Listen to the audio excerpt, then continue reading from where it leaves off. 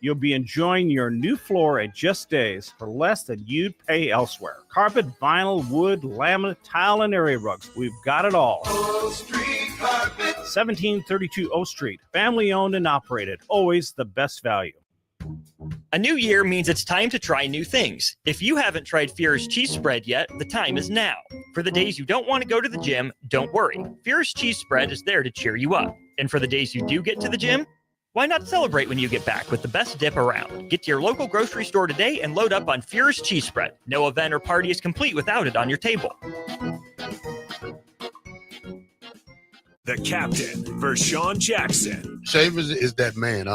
He could go down as one of the best in football at Nebraska. Good. As a linebacker.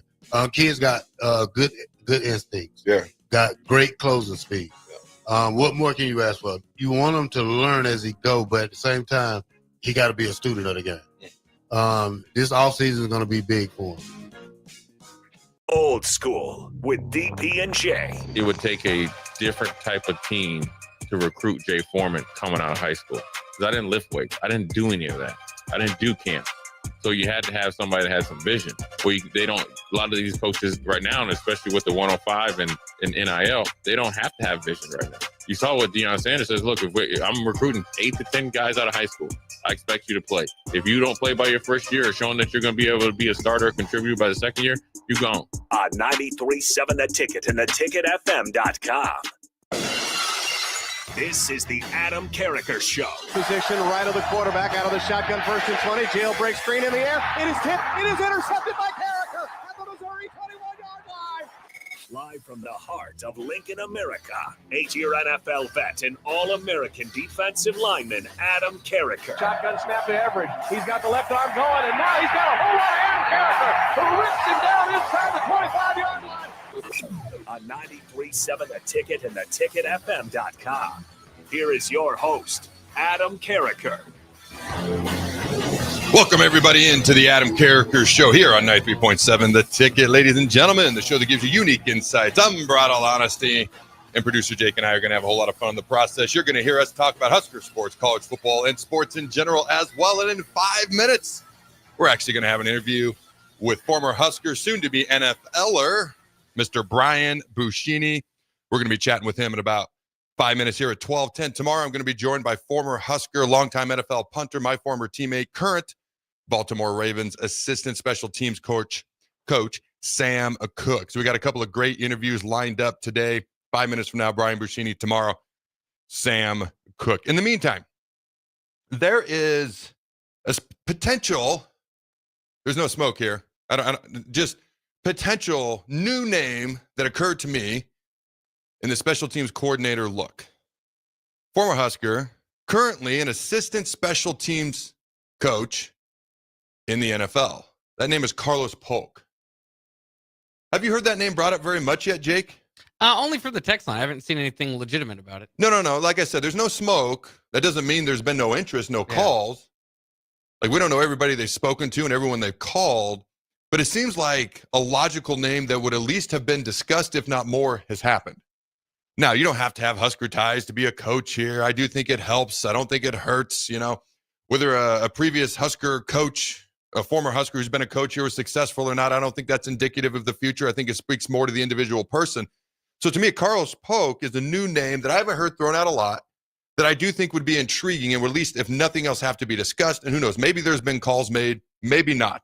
It was just a name that someone mentioned to me, and I was like, hey, I hadn't talked about that name just yet.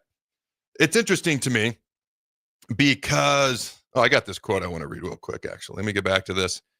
I like inspirational type things. And I have a 13-year-old daughter that sends me inspirational quotes all the time. My wife does as well. So I thought this was interesting. All right. Quote of the day: asset or liability? ? An outstanding teacher/coach once told me, you're part of the problem or you're part of the solution. There is no fence sitting. Never truly understood it while I was in a similar role. If you don't like or agree with something, change it. Don't complain about it. Be a solution. Strive to become an asset and not a liability. The world has enough complainers. Work to be a changer. I like that. I thought that was a good quote of the day. She sent me a couple others that I will share tomorrow and Monday as well.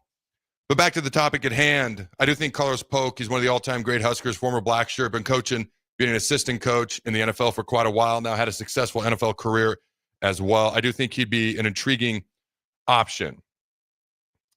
I was thinking about this because I still think Sean Snyder would be a great option. I still think there's other potential great options out there. But one name is absolutely it just sticks out to me. It just sticks out to me. It just sticks out to me. Again, I don't know if he's the guy. But I'm telling you right now, Mike Eckler at Tennessee, born and raised in this great state, coached in Nebraska. Okay. Sipple has put it out there that he has interest in the job. If Rule called, he'd be interested. And I'm just like, he's one of the top 5 special teams coaches in the country.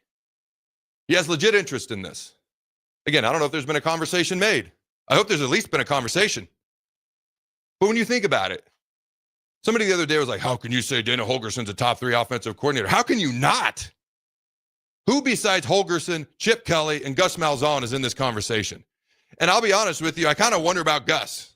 Because outside of a couple of great quarterbacks he had at Auburn, his offenses have been ho-hum. I'm just putting him in there because he's won a national title, been a head coach. Now he's an OC at Florida State. Maybe there's another name that should be in there. Maybe Gus shouldn't be in there. I think Chip deserves to be in there. I think Dana. Those are the two that unquestionably are among the top 3 offensive coordinators in the country. My point is this. What if Nebraska hired an offensive coordinator, let's just say Mike Eckler, considered one of the top 5 special teams coordinators in the country. Dana Holgerson is one of the top 3 offensive coordinators in the country. What if that was our coordinator position when it comes to offense and special teams? How could that not be intriguing? How could that not be exciting? I have not grabbed the offseason Kool-Aid jug just yet, but let's be honest. Nebraska football is undefeated in the offseason, and eventually that Kool-Aid is going to start flowing. There's been a lot of exciting things that have happened this offseason already. Now, eventually we got to win football games, and we got to win more of them. And we got to beat the teams that we should. We got to find a way to win close games. Number 1 transfer portal class in the Big Ten. Number 6 in the country. Top 3 offensive coordinator in America. We'll see what happens with special teams coordinator and who the guy is. But that possibility is there. That's just intriguing to me. And when you think about, is Bushini on the line? We'll come back to this. I want to bring on our special guest at this point in time. We're going to reconvene that conversation at 12:30. But right now, joining me is a former FCS All-American, starting punter for Nebraska for 3 years, former black shirt, I might add, Mr. Brian Bushini. How you doing, my friend? I'm good. How are you, Adam? Dude, I am glorious. I appreciate you taking the time to join me. I assume that you are, as of right now, training and getting ready for the NFL draft. Where are you doing that at? I'm here in Lincoln. I've got some classes I'm finishing up, so yeah, I'm just going to stick around here. I'll fly to a couple different spots, including down to Dallas this weekend, but home base is here in Lincoln. Okay, all right. So what are some of the tests that are important for a punter when an NFL team is evaluating you? And obviously, you know, your ability to pin teams inside the 20, what they see on film, your leg strength. But, like, do they look at a 40? Do they look at a vert? Like, I would assume being explosive matters. I don't know. How important are some of these other tests as far as NFL teams evaluating you? Yeah, from what I've gathered, they're not too important, to be honest. Mostly it just matters how you hit the ball and how it comes off your foot.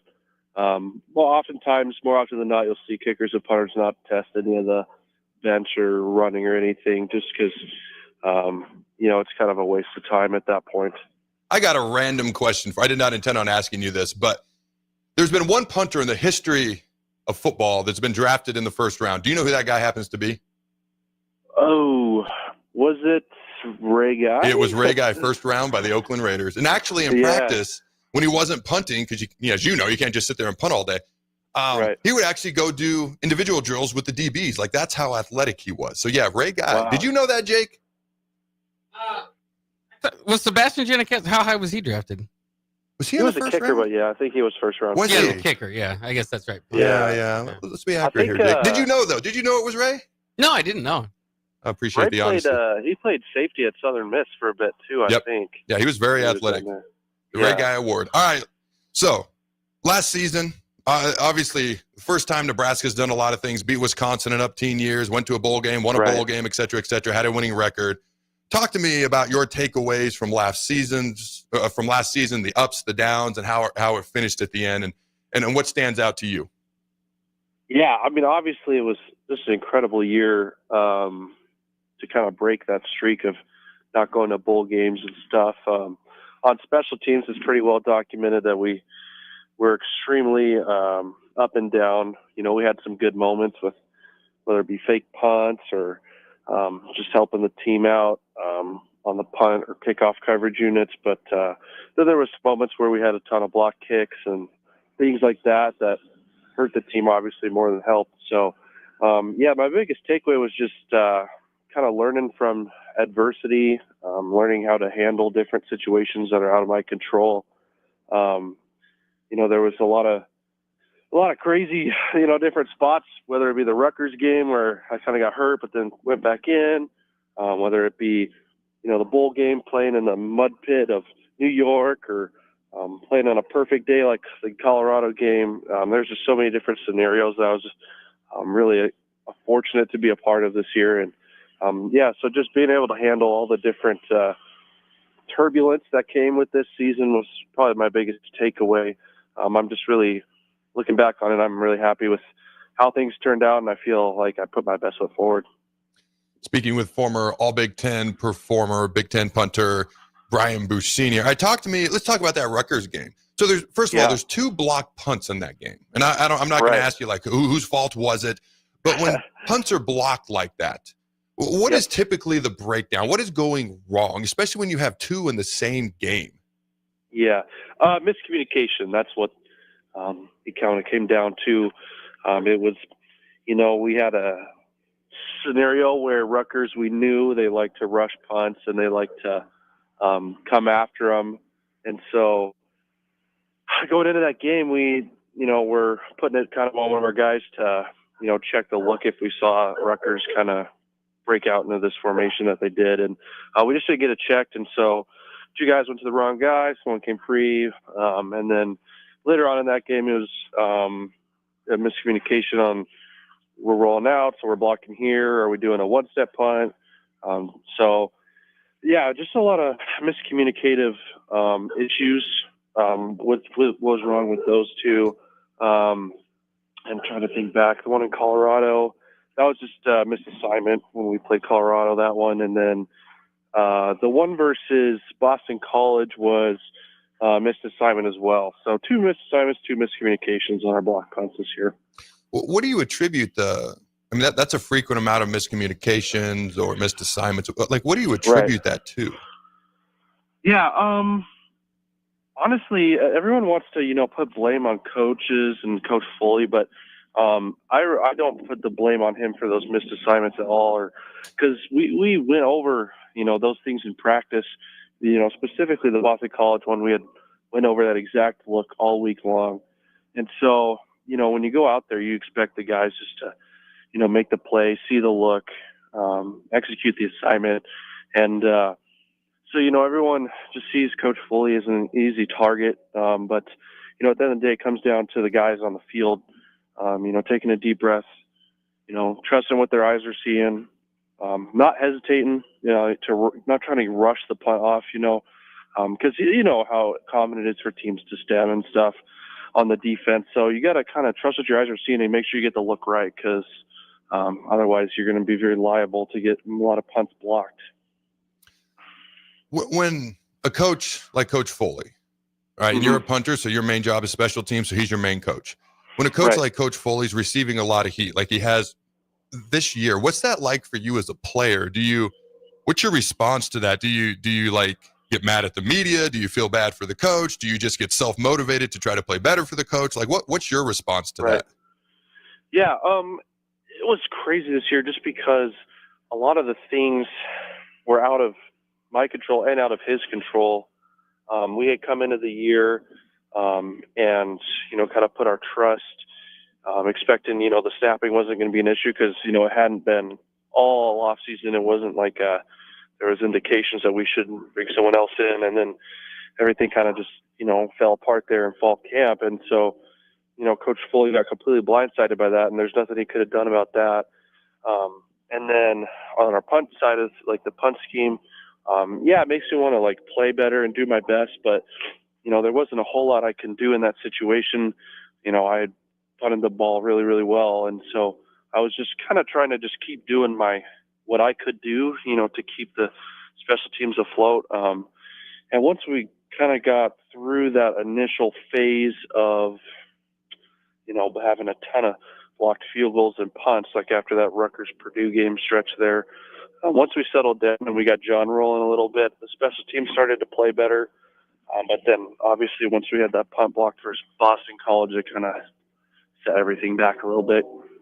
Talk to me about those snaps, because that was something that I think, myself included, people tend to take snaps for granted. I remember Cam Jurgens a few years ago had troubles with snaps. Now he just made the Pro Bowl in the NFL this year for the Eagles. So, he finished strong in his career at Nebraska. Then all of a sudden, out of nowhere, I don't want to say out of nowhere, but out of nowhere, snaps were an issue this year on special teams. I don't know how does something like that happen? Because it's not easy, but it's something that's so taken for granted. It just seems so basic. How does something like that happen, in your opinion? Yeah, I think it's, pretty mental, to be honest. Just with, you're having a new guy come in and it's his first time snapping in the pressure environment. And, it's one of those things where you can do it a million times in practice and do it well, but then once you get under the game environment, you can't let your technique change. You can't get, nervous and stuff. And, I really appreciate both our snappers this year. They worked, extremely hard to try to fix those issues. And Aiden, Flaggy, he came off, he was just a student on campus and came in and, once they pulled Utaki, they put him in there and he was put in a really difficult spot. And I thought he did, the best he could. And, I was really appreciative of that. But yeah, at this level, you don't, the reason why you don't hear about snapping issues too much is because the level of snapping is so high that a bad snap isn't necessarily one that just rolls back on the ground. It's, one that's not right on the right hip of the punter at, the right height. And on field goals, a bad snap is, one where it's not hitting the perfect target zone of the holder with the laces straight up. So, fans don't always see that, and they just see, the snap got to the holder, so that must have been a good snap. And that was like kind of the level we were working at last year with Marco. Obviously, he was working on getting his laces perfect every time, perfect punt snap every time. And obviously this season, we were just kind of more focused on trying to not have the ball, roll back there. So it makes, everything obviously a bit harder with, John's job, especially because if I'm moving the ball around and stuff a lot, it just makes it harder on the kicker for him to trust it. So I thought John kicked, super well this year. And again, I thought Aiden did such a good job this year just because he was just a regular student last year and, came into the football team to help out. But, he did his best. But I think with the portal pickup of Kevin next year, I would expect that, that position will help John and the punter next year a little bit better too. All right, so let's go back to that Rutgers game. As you mentioned, your back got hurt. You were banged up. You stayed in the game. So talk to me about, I don't know, like how did your back feel? How bad was your back bothering you and staying in the game? You ended up playing really, really well. Just talk to me about that game and kind of what that was like. Yeah, that game was quite the whirlwind. So Wednesday that week, they approached me just about how, fast Rutgers rushes and how I should try to do one-step punts this week just because we're trying to get the ball off and not get it blocked. So going into that game, I was planning on just doing the one-step, so I wasn't expecting, obviously, to have any blocked because my operation time was quick. But, the guy came free on that first one, and, I got hit, kind of flipped around a little bit, and that screwed up my back. I kind of got not sure exactly what it was, muscle strain or something. But, I was in pretty good amount of pain throughout the rest of the game, but the thought of coming out never really crossed my mind. I've never really seen punters come out of the game, so I never really thought about it. And so that kind of, I don't know, in my mind I just felt like just go out there and kick it every time and see what happens. I don't really have, my back's all messed up. I just got destroyed, so there's not a ton of pressure to execute perfectly because no one's going to expect you to. So I think taking the pressure off and just going out there and kicking it each time helped. And, our defense played so well because anytime you have two blocked punts in a game, you're probably going to lose. But, that goal line stand after the second blocked punt was just one of the most incredible things ever. And at the end of the game, we got the fake in and was able to hit that long one at the very end to help put the defense in a good spot. But yeah, that was a fun game for sure. And obviously, if we don't win that one, I don't know if we're going to New York or anything. So yeah, I'm really glad that the defense was able to come through for us there. Yeah, so talk to me. I think was it 2 times you threw on a fake punt for a first down this year? Was it twice? Yeah, it was twice. That was really fun to get that in my last year of college. Yeah. So what's that like? All right, so it's a fake and you got to throw it. I don't even know if you warm up your arm before the game. What's that like before you actually snap the ball and do the fake? And then when you go 2 for 2 on the year, you have the highest completion percentage of anybody on the roster this year, by the way. When you go 2 for 2 on fake punt completions on the year, what's that like after that happens? Yeah, it was pretty exciting. Everyone on the sidelines was having fun.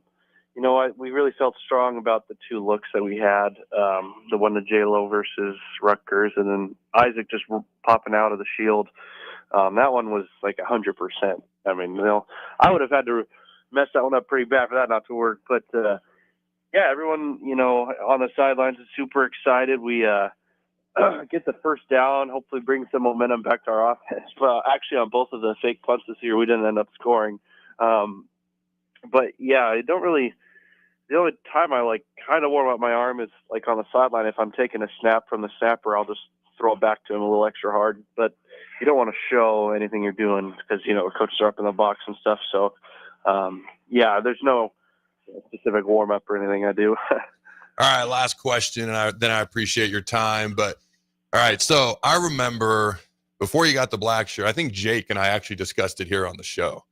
And it was proposed to me, what if Buschini got a black shirt? And I was like, hey, I'm for it, man. Basically, a punter is a part of the defense.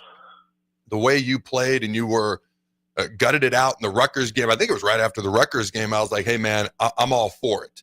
And I don't think Jake shared exactly the same sentiment, even though he's a big fan of you, but he felt like black shirts maybe belong to specifically just defensive players. And I don't know if, Jake, if you want to chime in, you can. But yeah, go ahead. If you got something, go ahead. I don't want to just pin it on you, then not give you a chance to speak. But my main question was when you got the black shirt, that was the whole point of this. It's supposed to be a positive question. What was that like, and were you surprised? Yeah, I was surprised, and it's definitely the most cherished, thing I have coming out of Nebraska because Coach said that it was like my teammates who told him to give it to me. So that meant really a lot to know how much they, thought of me and cared about me, to want him to give me that. But yeah, it's probably the coolest thing I've ever been getting in my life just because it's such a, storied tradition here. And I try to do my best to, show I could tackle guys and hit guys pretty good. So I think I did a little bit, the black shirt way, but I'm not out there for 60, 70 plays a game hitting guys. But yeah, it was a huge honor. And I know it was kind of a polarizing topic, but, I'm super excited to have earned one. And I think I did, my best to uphold that tradition. Well, man, I appreciate you taking the time. Good luck in the NFL. I know I speak for a lot of Husker fans when I say we're going to be rooting for you. And thank you for the way you represented the football program in this great state while you were here. I know you're still here, but during your time here as a player specifically. Yeah, no, thanks a lot, Adam, for everything you do. And you guys do such a good job of covering our team. It's been an honor playing here the last 3 years, and I can't wait to see what comes next. All right, good luck in the future, my man. And don't go anywhere, ladies and gentlemen. We'll be right back. Are you ready for a new opportunity? Check out Sandhills Global. Join a dynamic team where your skills are valued and your career can soar. We offer full-time positions with a 4.5-day work week, competitive pay, excellent benefits, and a positive work environment. From IT and marketing to sales and finance, we're looking for talented individuals just like you. Apply today at sandhills.jobs and take the first step towards an exciting future. That's sandhills.jobs. Don't wait, apply now. When you need a new water heater, nothing beats the ProLine family of water heaters from A.O. Smith. ProLine models are built using commercial-grade components, meaning they're built to help you tackle your toughest days. No matter if you need a gas or electric model, A.O. Smith has a ProLine unit for you. A.O. Smith, innovation has a name. Call Patriot Plumbing at 402-464-7411 for a great deal on a water heater today. Again, that's 402-464-7411. The electrical workers of Local Union 265 are now hiring licensed journeyman electricians from $32.50 to $42.50 per hour with paid benefits. And if you're looking for a new career, they're hiring apprentices at $19.50 per hour with paid benefits. Call the office at 402-423-4497 to apply. Start your electrical career today. John Henry's has a brand new membership club to protect your entire home in one program. With a VIP and a deluxe option, we will help you find the plan that best fits your needs. Receive discounts on services and equipment, priority service, complimentary inspections, and so much more. Protect your home's plumbing, heating, cooling, and electrical systems all in one membership. Call John Henry's to learn more. 435-5555. John Henry's Plumbing, Heating and Air. And electrical. Wall to Wall Wine and Spirits is your place in North Lincoln to go for all your needs in wine, spirits, and beer. They also have a large variety of cigars in their walk-in humidor, and they have a top-notch walk-in, temperature-controlled, high-end wine bar. Plus, you can enjoy free samples from their tasting bar. There's only one place to go for all your needs for wine, beer, spirits, and cigars. Wall to Wall Wine and Spirits on North 27th Street in Lincoln. Ticket listeners know a dream team when they see one. At Applied Connective, we've been in the game for 20 years and have developed a team of world-class leaders in all things IT, from cybersecurity and Microsoft products to physical security, audio-video, infrastructure, business phone systems, and anything in between. We'll help you leverage technology to become your most secure, efficient, and profitable. Head to our website to check out real reviews and testimonials and sign up for a free tech consultation. We can show you where you might be vulnerable, inefficient, or overspending. It's a game changer, and it's totally free.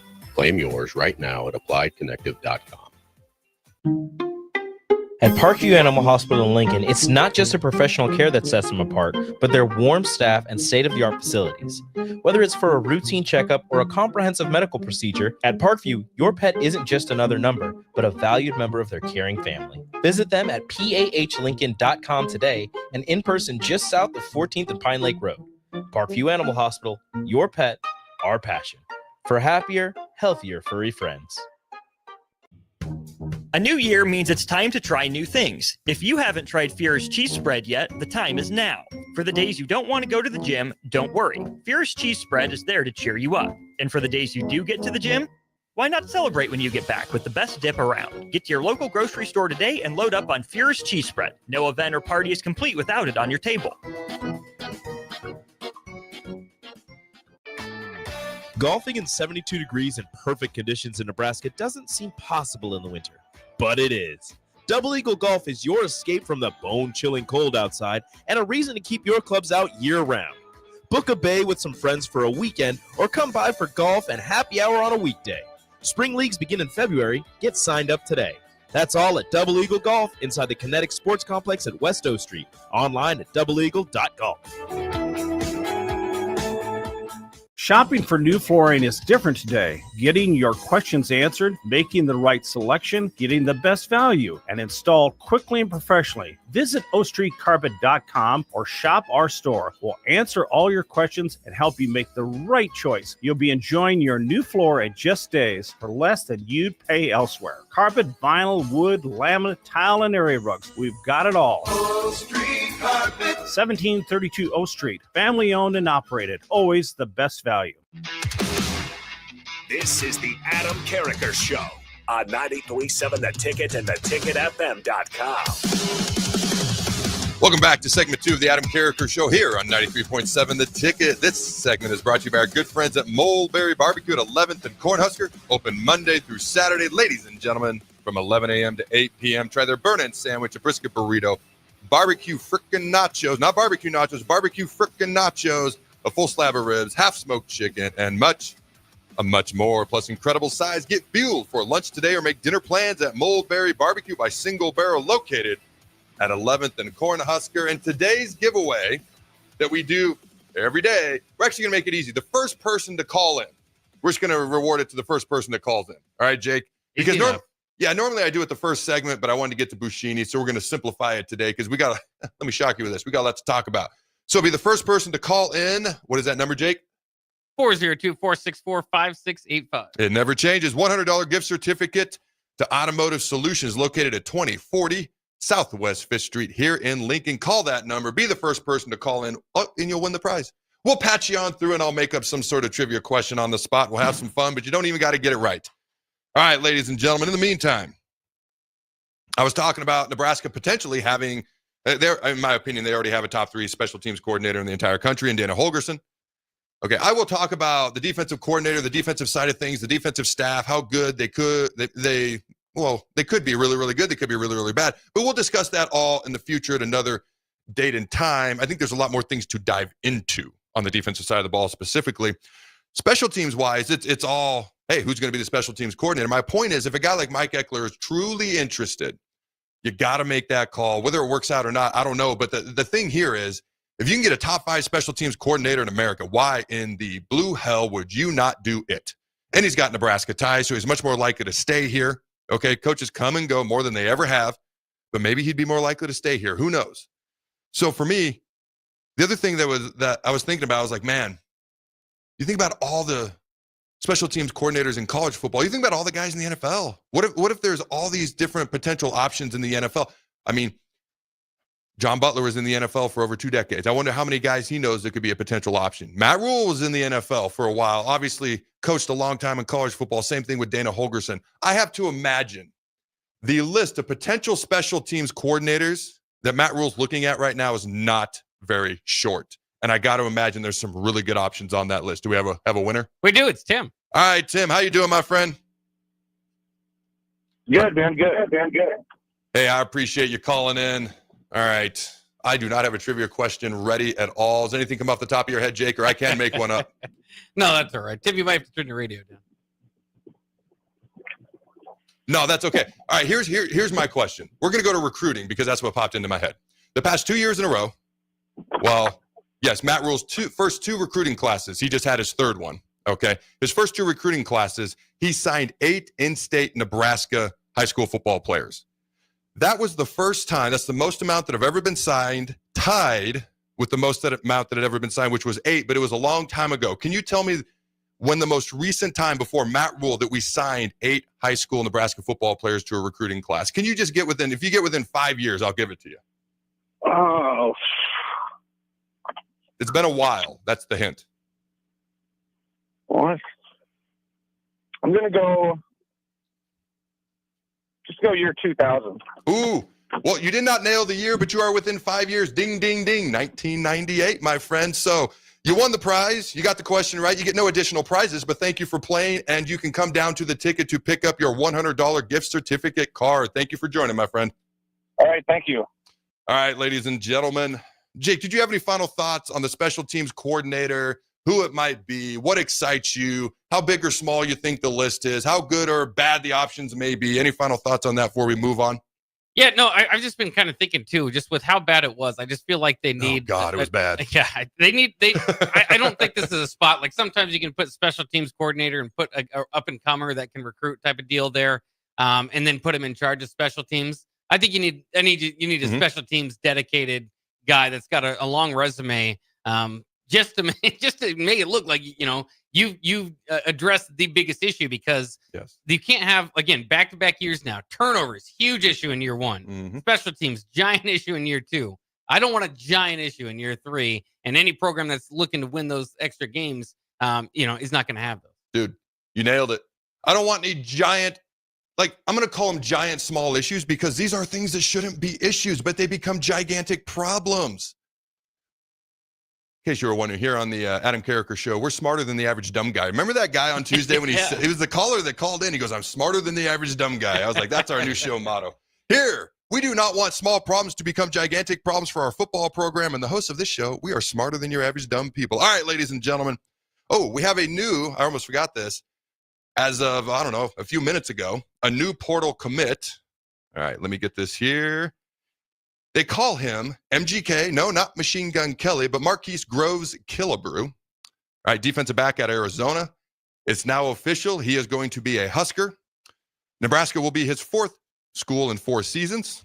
So this may be for 1 season. I don't care. Play great. Do what you do. But he is going to be a Husker this upcoming season. He began his career at Texas A&M, then Louisville, then Arizona, and now at the Huskers. In 10 games with the Wildcats last year, MGK had 26 total tackles, including a tackle for loss, a sack, and also had 4 PBUs on the season. There's like 30 DBs, if not more, in that defensive backs room right now. Now, part of this, in all fairness, we're running a 3-3-5. Like half the defense that's on the field at any given point in time is probably DBs. So we've got a plethora of DBs. We're also, if you haven't heard, seems likely to get Jonah Wilson, who is a 6'2", 200-pound receiver out of Houston, who is a 4-star coming out of high school, has direct connections with Dykel Shorts, D. Shorts, the new wide receiver coach here at Kentucky. So we appear to have a lot of skill position guys. All right. We did add Elijah Pritchett up front. So we have some people who will be blocking. Hopefully we can get some more who can block considerably better than we have in the past. Not considerably better, but continued and improved better than it has been in the past, because we need to be able to. 2 years ago, we ran block well, couldn't pass block well. We started off the year pass blocking well, not run blocking well. It kind of improved in the run game last year. Like, we need to be able to block up front. We need to be able to win the trenches. That's how Nebraska football has won. If we're going to win more games in the future, that's how we will win. And that's how you win in the Big Ten to begin with. Oh, by the way, apparently that's how you win postseason games, SEC. Just saying. So we have a new portal edition, more ones on the way, I'm sure. Potential another wide receiver, hopefully at least one more offensive lineman. All right, that gives us 16 portal additions. Here is the outlook right now. At this moment in time, 1 offensive lineman, 1 quarterback, 3 wide receivers, potentially another one on the way, 3 defensive linemen, 2 linebackers, 3 defensive back, 2 specialists, and Jake, a partridge in a pear tree, my friend. All right, dude. Oh, real quick. This is going to shock nobody. According to Brett McMurphy, there will be in-depth discussions about not guaranteeing conference champs the top 4 seeds in the college football 12-team playoff next year. Preach, amen, and hallelujah. And if I'm being honest with you, I don't even think I want a top 4 seed. I want to be the seeds 5 through 8. I want the home field in the first round. I don't want the gargantuan layoff. I want the Penn State road. I want SMU and Boise, and I actually think Boise is a pretty good team. But I want that road. I want the home field. I don't want the gargantuan layoff. And then those teams are 8-0. 4-0 in the first round, 4-0 in the second round. That's where I want to be. So this does not seem that there will be, if you're a conference champ like the Big 12, the ACC, and it's not even the 4 power conference champs, it's the 4 highest rated conference champs, but it doesn't seem that they will have automatic bids next year. And if they do, it will be via great deliberation and debate in the process. I thought this was worth noting as well. And this is Stuart Mandel. The bigger playoff was supposed to kill bowls, which I 1,000% bought into. I was like, this is going to destroy the bowl games. I mentioned, I for the first time since I think I was 2, I didn't do Bowl Mania this year. Yeah, I heard more people talking about bowl games this year than I had the previous 2 years, which was interesting to me. Stuart Mandel, the bigger playoff was supposed to kill bowls. It turned out to be the opposite. Now, my theory behind this is there was more players who played in bowl games and less players who opted out this year, I think, than the past 2 years, other than, some people who played half games. But I digress. TV ratings for the most part of the non-college football playoff bowl soared in its first year in the 12-team playoff era. And if you look at this, let me see here. BYU, Colorado, 8 million. Iowa State, Miami, 6.8 million. Michigan, Alabama, 6.5 million. Ole Miss, Duke, 5 million. Like Nebraska, Boston College, 4.2 million. We're always going to be up there. Like, that's some pretty good ratings, considering the bowl games are less important than they've ever been. My theory has always been people will tune in if the best players are playing in the game. It makes the game mean more. And I felt like more players played this year than had in the previous couple of years.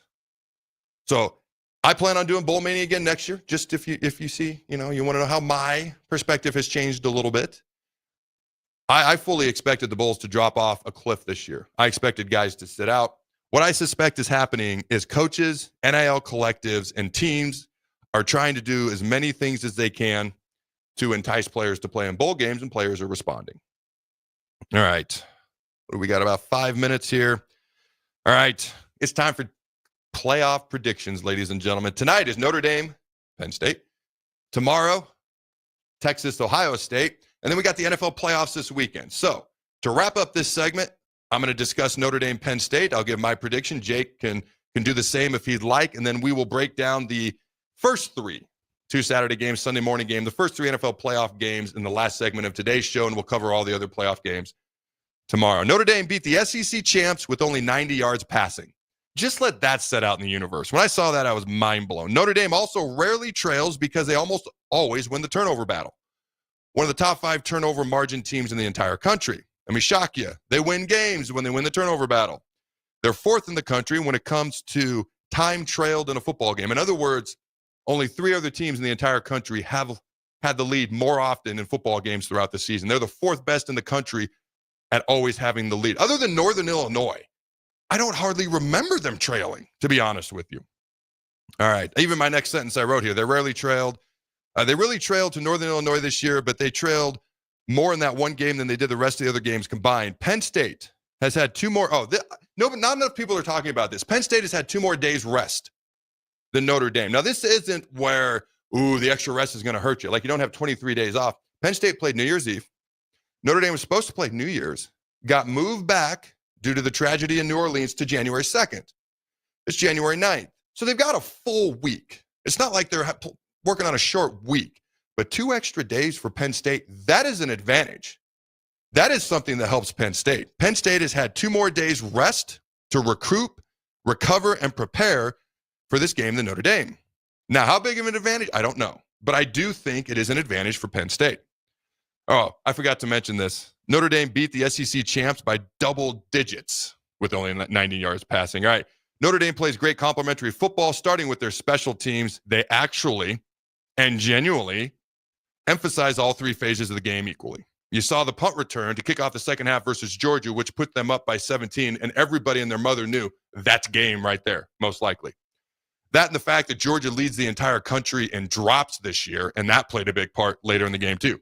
Notre Dame is number 2 in the country in man coverage percentage. They're one of only 4 teams in the country that run man-to-man coverage over 50% of the time. On the other side of the ball, Penn State does not. They have one really fast receiver who blew the top off versus Boise State. Other than that, this year, Penn State's best deep threats in the passing game are their tight end, Tyler. It's not Tyler Ward. Why do I have Tyler Ward here? What's his last name? Tyler Warren. Warren. There we go. Tyler Warren, who won the Mackey Awards, top tight end in the country. All right. And their 2 running backs. Those are their 3 best receivers. Receiving threats are their top 2 running backs. All right. Nate Singleton, Katron Allen, and then Tyler Warren. They're tight end, not a receiver. They only have the one really speedy receiver. But just a reminder, Notre Dame's top 2 running backs are also number 1 and number 2 in the country in yak yards after contact. All right, now, Indiana statistically had the number 1 rush defense in the country. We really didn't know if we could trust that before the game. After the game, could not trust it because Penn State actually has the best run defense of any of the 12 teams that were in the college football playoff.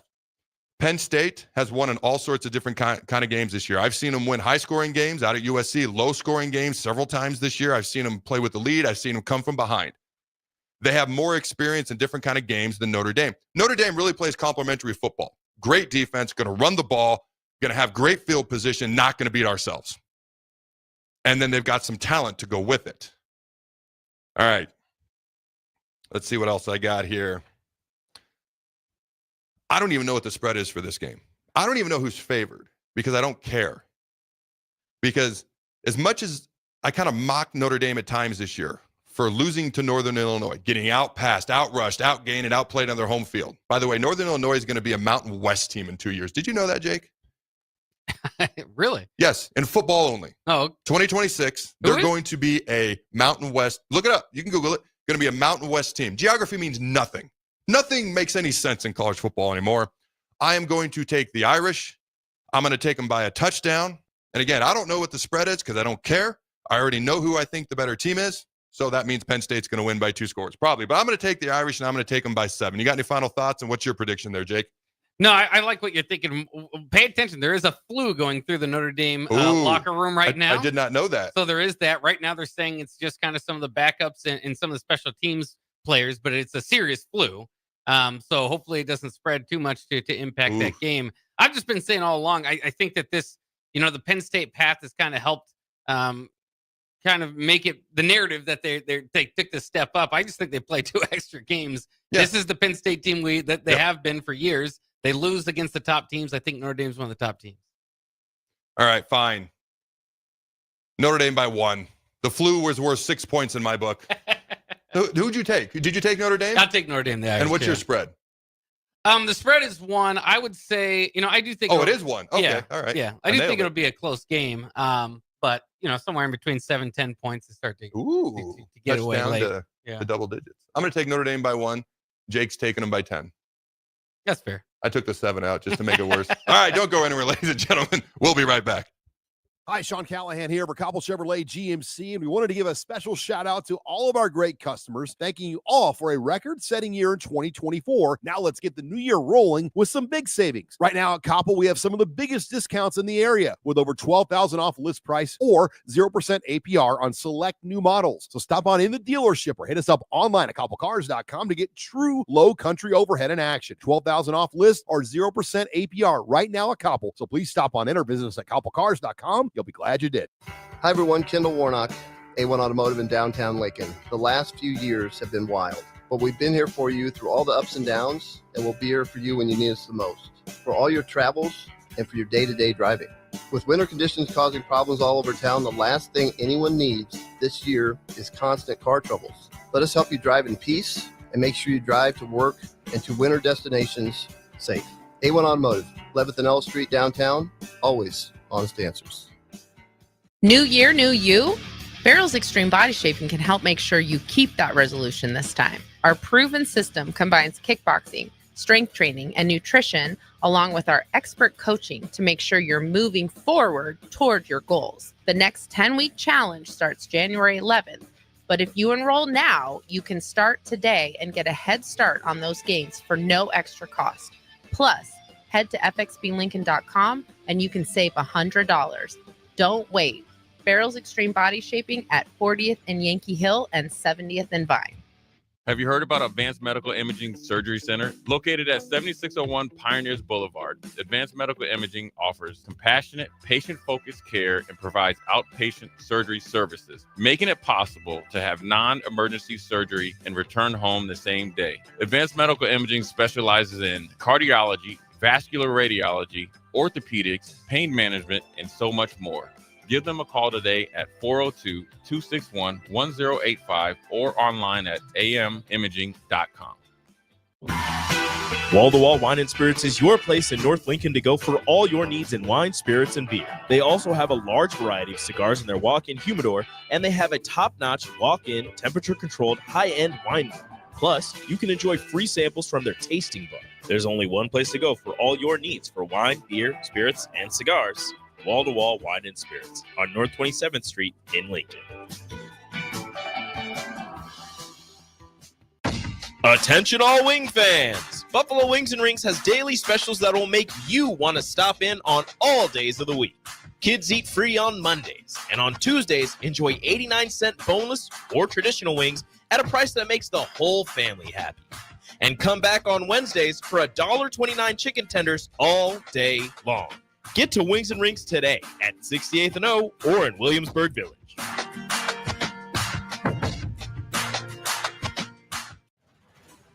I'm softball player Jordy Ball, and I'm proud of my Nebraska roots, and I'm proud to be back home. And at Midwest Bank, they're proud to be your local community bank.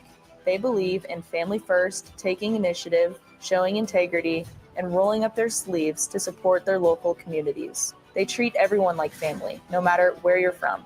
Whether you walk into a branch in York, Lincoln, Norfolk, or Pierce, you know you're going to be welcomed with a smile. Your community, your bank, Midwest Bank. Golfing in 72 degrees and perfect conditions in Nebraska doesn't seem possible in the winter, but it is. Double Eagle Golf is your escape from the bone-chilling cold outside and a reason to keep your clubs out year-round. Book a bay with some friends for a weekend or come by for golf and happy hour on a weekday. Spring leagues begin in February. Get signed up today. That's all at Double Eagle Golf inside the Kinetic Sports Complex at West O Street. Online at doubleeagle.golf. The electrical workers of Local Union 265 are now hiring licensed journeyman electricians from $32.50 to $42.50 per hour with paid benefits. And if you're looking for a new career, they're hiring apprentices at $19.50 per hour with paid benefits. Call the office at 402-423-4497 to apply. Start your electrical career today.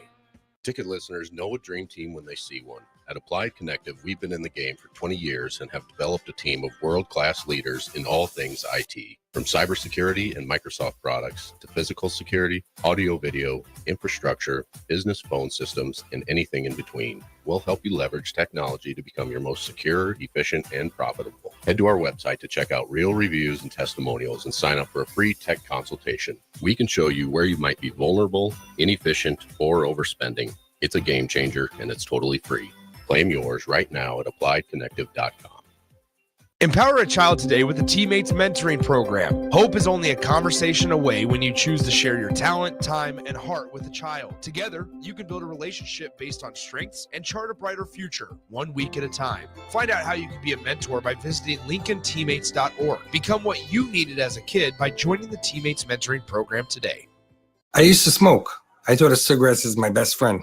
They were always there for me when I needed a break. I also thought cigarettes were my best friend, and then they gave me peripheral artery disease. I smoked and had a stroke. Actually, multiple strokes. I smoked and have heart disease. Here's my tip. If cigarettes are your friend, you need a better friend. Call the Nebraska Tobacco Quit Line, 1-800-QUIT-NOW, 1-800-784-8669. Paid for by Tobacco Free Nebraska. Aired with the Nebraska Broadcasters Association and this station. Hello, I am Ayanna Blake, and welcome to Mind Your Mind. Today, let's explore the difference between intentions and resolutions and how they impact our mental health. Resolutions are firm decisions to achieve specific goals, like I will lose 10 pounds. While they can be motivating, they often come with pressure and a fear of failure if not achieved. On the other hand, intentions are about the journey and mindset, such as, I intend to eat more healthier. They focus on the process, allowing for flexibility and self-compassion, which can be more nurturing for our mental well-being. As we begin the new year, I encourage you to set a positive intention for yourself and see how it transforms your journey. I am Ayanna Blake, reminding you to mind your mind. For more inspiration, connect with me on social media or visit AyannaBlake.com. Until next time, take care of your mind and keep moving forward on your pathway to wellness.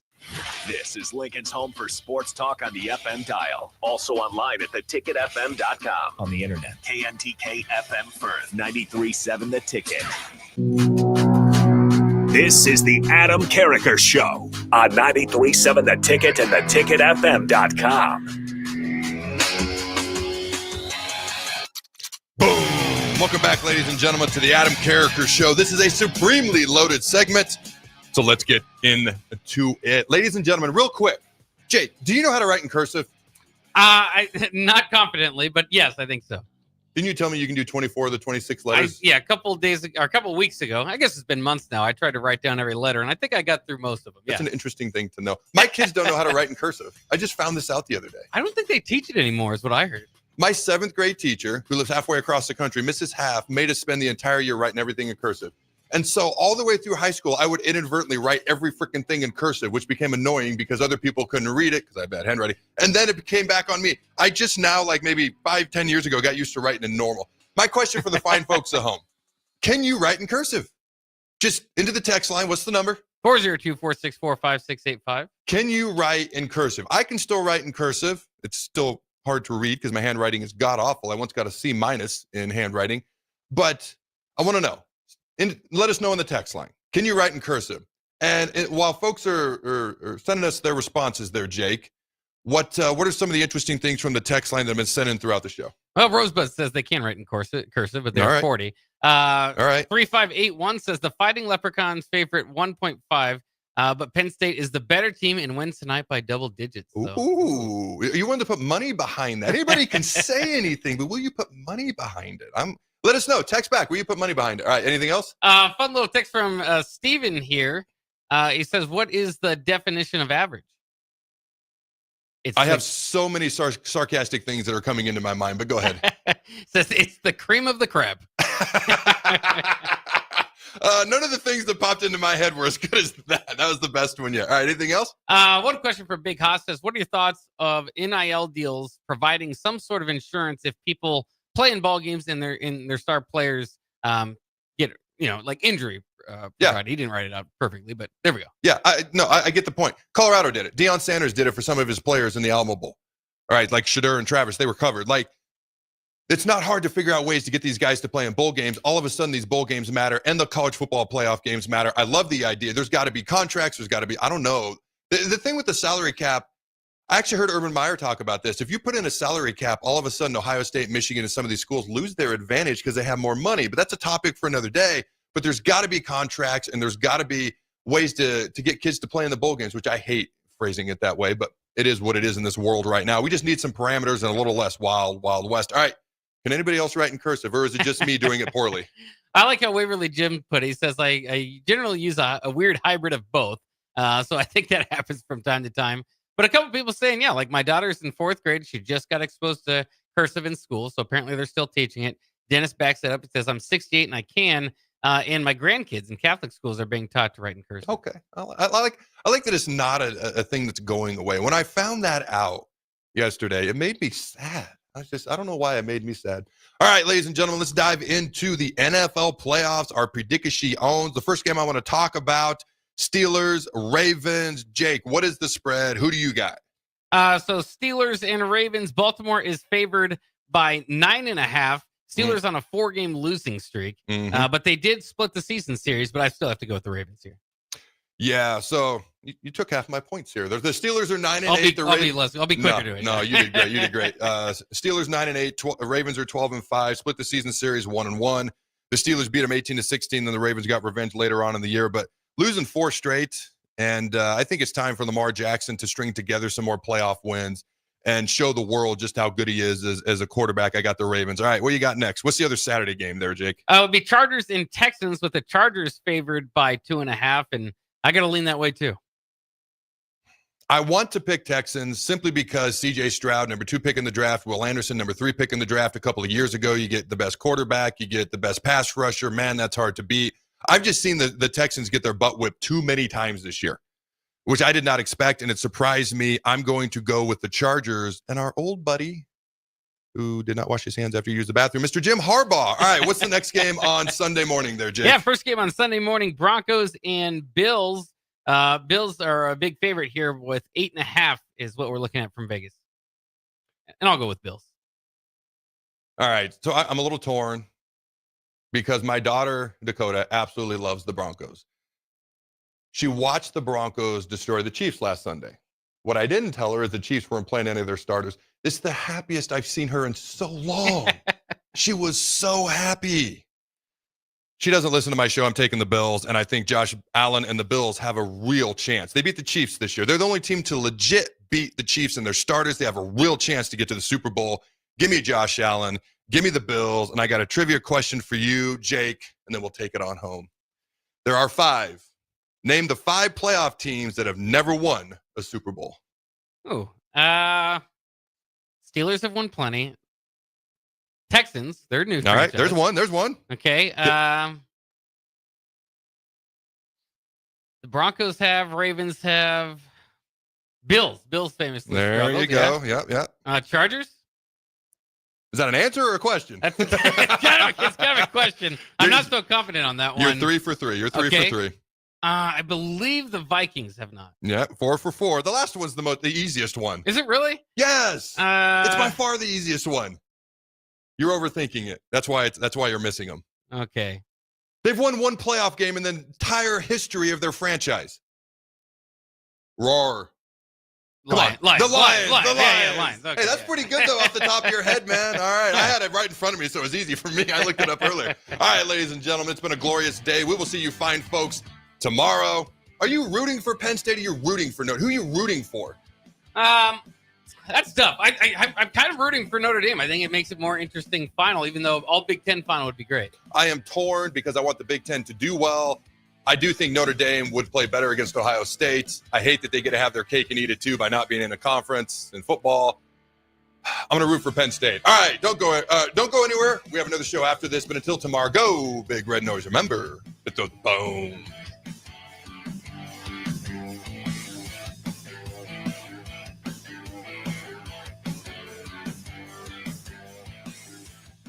If you're sick of catering from the same places every month, it's time to switch things up. Mulberry Barbecue is perfect for business lunches and dinners, family gatherings, holiday parties, wedding receptions, rehearsal dinners, and so much more. Delivery and full service options are available, and they can cater for anything from 10 people to 500 people. Call them at 402